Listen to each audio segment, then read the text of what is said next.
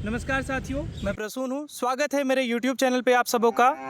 आज मेरे साथ मौजूद है यहाँ पे अंजलि झा, दाईं तरफ है हमारे शुभम गौंड और मैं हूँ प्रसून। हम तीनों JRF हैं, हम तीनों अभी PhD स्कॉलर हैं BHU में और आज हम सबसे महत्वपूर्ण टॉपिक पर बात करने आए हैं। इन दोनों को इसलिए अप्रिशिएट करना चाहिए कि इन दोनों ने सबसे पहले नेट क्वालिफाई किया, फिर इन्होंने बेहतरीन तरीके से अपने मेरिट पे PhD प्रपोज़ल बना करके इंटरव्यूज़ क्रैक करके PhD में एडमिशन लिया। हमारे शुभम भाई ने इलाहाबाद में भी लिया था, फिर BHU में भी लिया है, इन्होंने भी BHU में इस बार एडमिशन लिया है।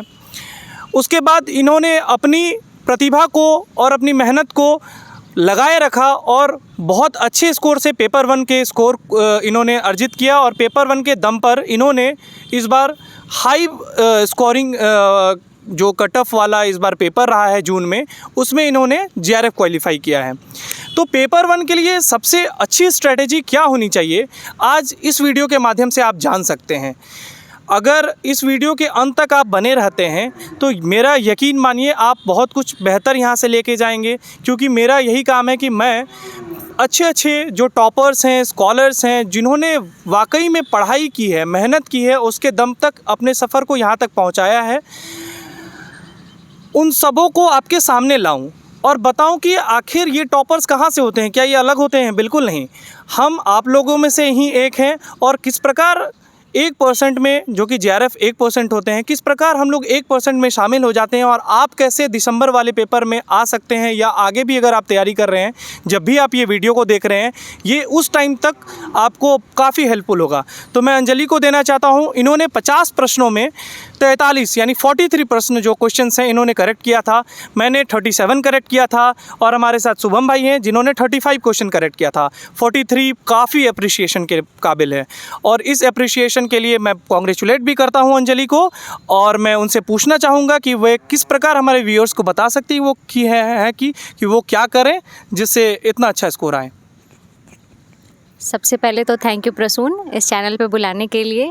और जब आप एक जर्नी से गुजरते हो तो आप खुद चाहते हो कि लोगों के साथ आप शेयर करो, जो गलतियाँ आपने की हैं वो लोग रिपीट ना करें।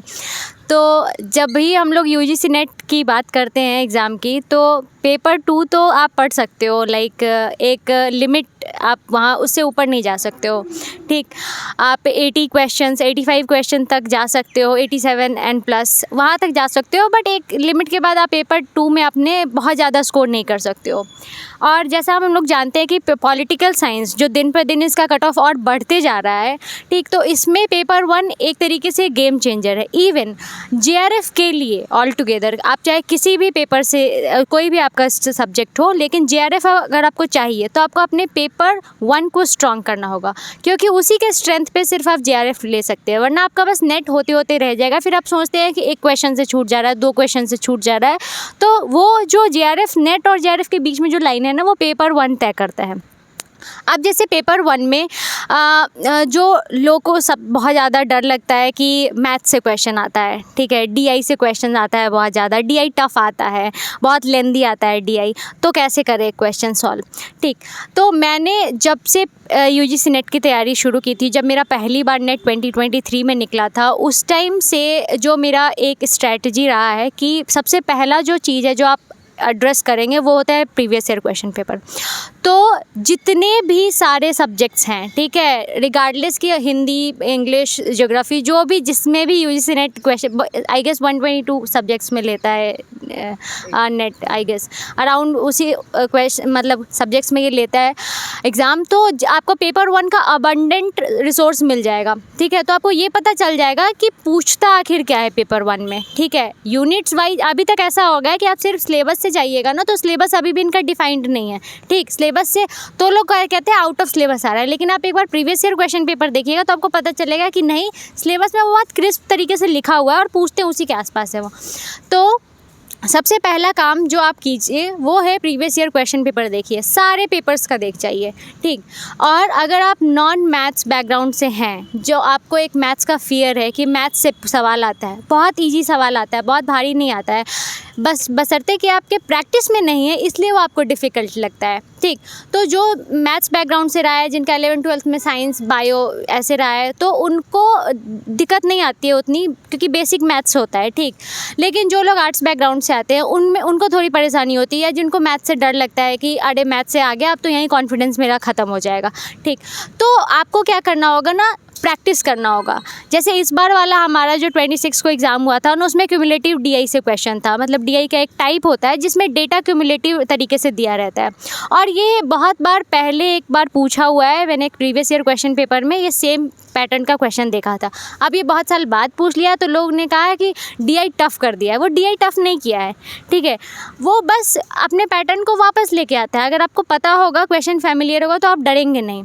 तो सबसे पहला बात है कि उससे भागना नहीं है, डीआई में तुक्का लगा के नहीं आना है। पता चला पाँचों में पाँचों सवाल गलत हो गए, ठीक है, एक भी तुक्का काम नहीं आया। डीआई डेली सॉल्व करना है, क्योंकि अभी काफ़ी टाइम है एग्ज़ाम में, ठीक है। तो जो लोग रिपीटेड हैं या जो लोग पहली बार भी दे रहे हैं, तो आप पहला काम कीजिए, अगर आपको डीआई से डर लग रहा है तो डेली एक डीआई बनाइए, सुबह उठिए एक डीआई बनाइए एंड यू आर डन, ठीक है। मैथ्स वाला जो पोर्शन है उसमें आपको एवरेज से क्वेश्चन आता है, कंपाउंड इंटरेस्ट से, सिंपल इंटरेस्ट से क्वेश्चन आता है। उनका एक टाइप है क्वेश्चन पूछने का, ठीक है, वो एक खास प्रकार का ही क्वेश्चन पूछते हैं, ठीक। और वो अलग अलग पेपर्स में उतने क्वेश्चन वो पूछ लेते हैं। तो जितने भी दिन यूजीसी नेट का एग्ज़ाम होता है, सारे पेपर्स का अगर आप मैथ्स का बना लिए तो इजी है, आपके प्रैक्टिस में आ जाएगा। वैसे ही रीजनिंग का जो क्वेश्चन आता है उसमें भी आप वही कर सकते हैं, ठीक। अब जो एक और बात आती है वो है रीडिंग कॉम्प्रिहेंशन। मैं अभी सिर्फ उन टॉपिक्स के बारे में बात कर रही हूँ जिसमें बल्क से क्वेश्चन आता है, ठीक है, और जिसमें आप बहुत स्मार्टली स्कोर कर सकते हैं, ठीक है। जैसे मैथ्स में गलती होने का कितना ही चांस होगा, अगर आप सही तरीके से सॉल्व कर रहे हैं तो कितना चांस होगा कि आप गलत क्वेश्चन लगा के आइएगा। और वही रीडिंग कॉम्प्रिहेंशन है। अगर जिन बच्चों की इंग्लिश कमज़ोर है, उनको लगता है कि रीडिंग कॉम्प्रिहेंशन उनसे बार बार गलती हो रहा है, तो प्रैक्टिस कीजिए। जितनी भी सारी रीडिंग कॉम्प्रिहेंशन आज तक है, अलग अलग सोर्सेज है, बहुत सारे बुक्स आते हैं जो पेपर 1 के लिए, उसमें भी बहुत सारा एक्स्ट्रा रहता है, extra than previous year question paper, वो सारे आप सॉल्व कीजिए। आपको जो भी तरीका लग रहा है, जैसे मैं करती हूँ कि क्वेश्चन पहले पढ़ती हूँ, फिर उल्टा जाती हूँ पैसेज में, वो टर्म खोज के और फिर सॉल्व करती हूँ। बहुत हार्ड नहीं आता है रीडिंग कॉम्प्रिहेंशन, बस अर्थ है कि आप ना अपना एकदम नर्वस सिस्टम कूल डाउन रखिए उस प्रेशर में। कुछ लोग पेपर 1 पहले सॉल्व करते हैं, कुछ लोग पेपर 1 बाद में सॉल्व करते हैं, पहले अपना पेपर करते हैं। कम्प्लीटली अप टू यू, आप जो पसंद करें, आप जैसे करना चाहें। कुछ लोग डीआई से स्टार्ट करते हैं, हालांकि ये थोड़ा सा मुश्किल होता है, वो पहले ही कॉन्फिडेंस अगर आपका तोड़ दे तो, ठीक। तो आप जिसमें भी सबसे पहले कॉन्फिडेंस है वहाँ से आप शुरू करिए पेपर 1। अब जैसे कि टीचिंग एप्टीट्यूड हो गया, रिसर्च हो गया, इसमें अब आपको कॉन्सेप्चुअल क्लैरिटी चाहिए, ठीक। यहाँ बात समझदारी से बनेगी, क्योंकि यहाँ पे कुछ ऐसे क्वेश्चन है, कुछ ऐसे पोर्शन है जो यूजीसी नेट को पसंद आता है, और क्योंकि आप आगे जाके प्रोफेसर बनने वाले हैं, आपको रिसर्च करना है, तो आपको ये दोनों जो हमारे यूनिट्स है, इसके साथ खिलवाड़ आप नहीं कर सकते, ठीक है। क्योंकि आगे जाके ये आपका काम होने वाला, फॉर्टे आपका यही रहेगा कि आप टीचिंग एप्टीट्यूड अच्छे से जानते हैं और रिसर्च एप्टीट्यूड जानते हैं, तब तो आप जेआरएफ के लिए एलिजिबल होगा, तब तो आप रिसर्च कीजिएगा। तो आपको ये दोनों यूनिट्स पे हमेशा ध्यान रखना होगा, और बहुत अच्छे तरीके से डीपली, ऐसा नहीं कि ऊपर से पढ़ लिया और पता नहीं है बस याद कर, वैसे आप नहीं कर सकते। फिर आपको ना कोई नया क्वेश्चन आएगा और आप डर जाइएगा कि ये तो मैंने टीचिंग में पढ़ा था और ये आया ही नहीं, वो घुमा के क्वेश्चन करेंगे। क्योंकि जो बेसिक सिंपल क्वेश्चन था ये अब एग्जॉस्ट हो चुका है, ठीक है। जैसे ब्लूम टैक्सोनॉमी वो नहीं पूछेंगे, उससे भले ही कुछ एक्स्ट्रा पूछ दें। और जैसे कम्युनिकेशन है एक यूनिट हमारा, लॉजिकल रीजनिंग का जो यूनिट है, इसमें आपको थोड़ा सा रटना पड़ेगा। कुछ ऐसी चीज़ें जैसे मॉडल्स हैं, वो आपको रटने पड़ेंगे, कम्युनिकेशन के मॉडल्स। जैसे कम्युनिकेशन में नए नए टॉपिक आते हैं, जैसे मास मीडिया से क्वेश्चन बहुत ज़्यादा आता है, तो उसमें आपको क्या करना पड़ेगा कि जो नया पैटर्न का क्वेश्चन बन रहा है उसको आपको ध्यान में देना होगा, ताकि उसके हिसाब से आप तैयारी करें। अब जैसे लॉजिकल रीजनिंग का ही बात हो गया, तो लॉजिकल रीजनिंग के बेसिक्स आपको क्लियर होने चाहिए। Argument, statement, square of opposition, ये सब आपको क्लियर होना चाहिए, ठीक। वही इंडियन लॉजिक का जो पार्ट है वो भी आपको पूरा क्लियर होना है, प्रमाणा, हेतुवाद, ये सब जो है। आप देखिए कि बाई टाइम में लोग शिफ्ट कर रहे हैं इंडियन लॉजिक की तरफ, ठीक है।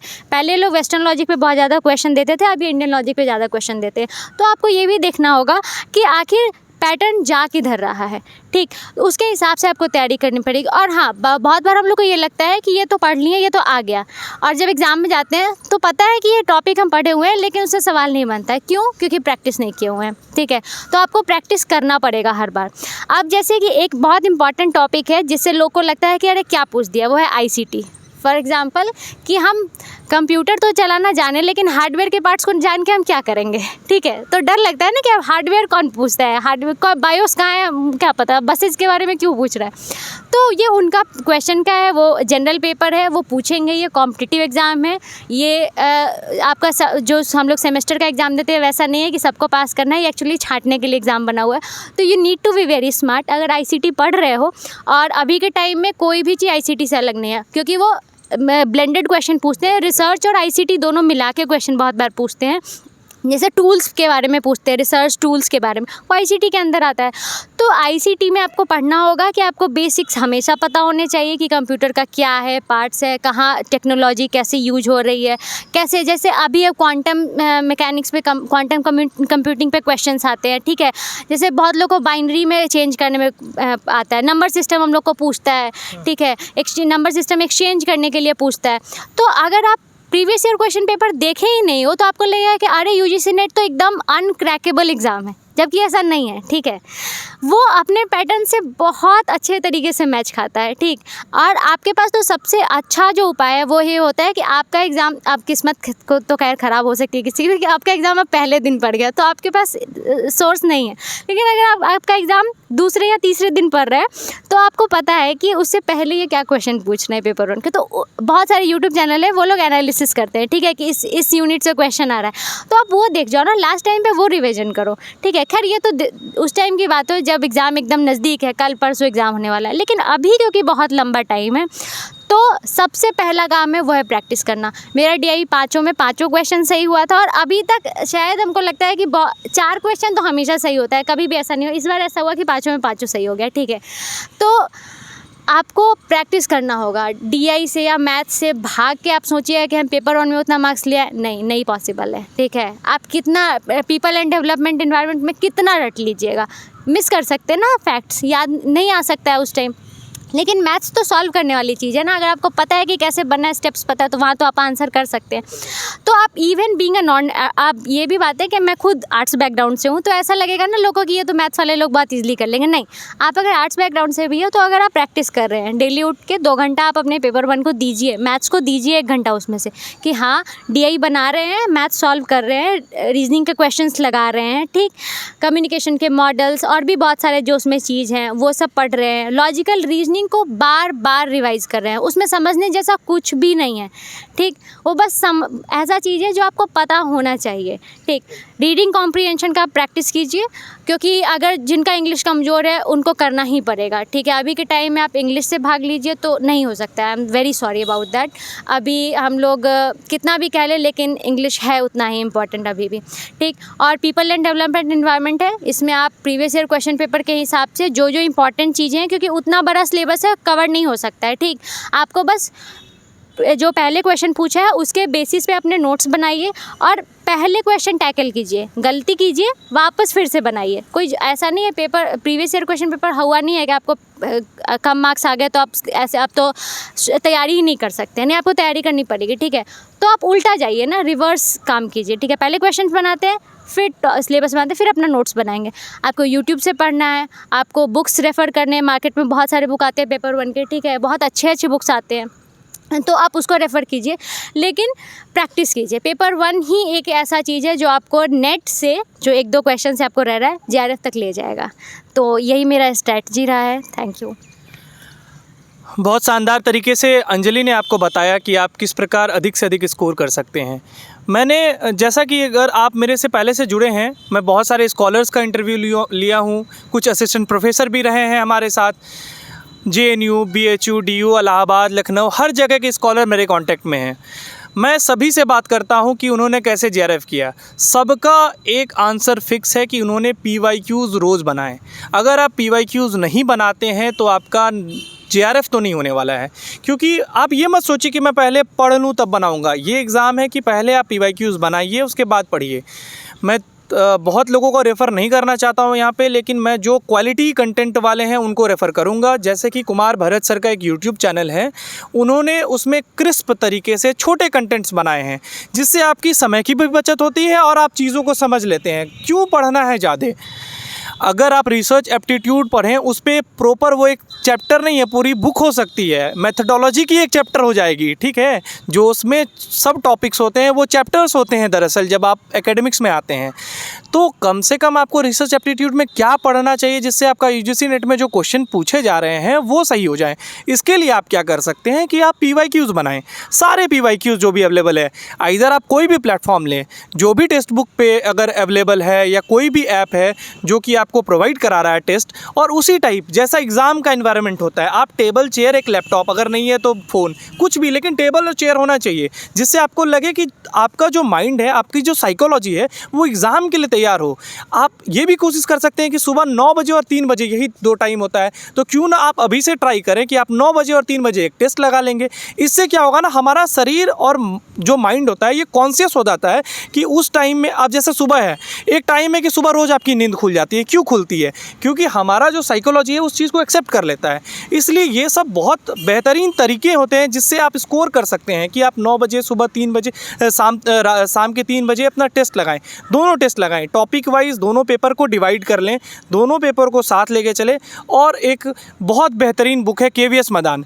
KVS मदान, अभी बहुत सारे बुक आ गई है पेपर 1 के लिए, लेकिन जो मास्टर क्लास बुक है वो KVS मदान ही है। जैसा कि आप अभी हमारे क्लिप में देखे हैं कि किस प्रकार आप पेपर 1 में हाई स्कोर कर सकते हैं। कम से कम आप 40 प्रश्न यानी कि 80 प्रश्न तक जा सकते हैं इस माध्यम से। KVS मदान की बुक, खुद को स्ट्रेटेजिक रूप में तैयार करना, PYQs बनाना, टेस्ट लगाना, रेगुलर टेस्ट लगाना और उसको एनालिसिस करना, आप इन तीनों चीज़ों को जब करते रहेंगे, साथ में आप कुमार भरत सर की यूट्यूब वीडियोस को देख सकते हैं। जब आप इन तीनों चीज़ को एक समावेशी रूप से, कोऑर्डिनेटेड रूप में आप इसको जब करते हैं तो आप निश्चित रूप से सफलता को प्राप्त करते हैं। इसी प्रकार आप जुड़े रहिए हमारे चैनल से। टेलीग्राम लिंक डिस्क्रिप्शन में है, आप वहाँ जा सकते हैं। सारे PDFs एंड कंटेंट्स वहाँ हम दे रहे हैं, साथ में वहाँ हम क्विजेस भी कराते हैं। और कुछ टाइम में मैं कोशिश भी करूंगा कि मैं अपने हैंड रिटन नोट्स को अच्छे से टाइप करके वहाँ पे डाल दूं ताकि आप सबों को हेल्प हो जाए।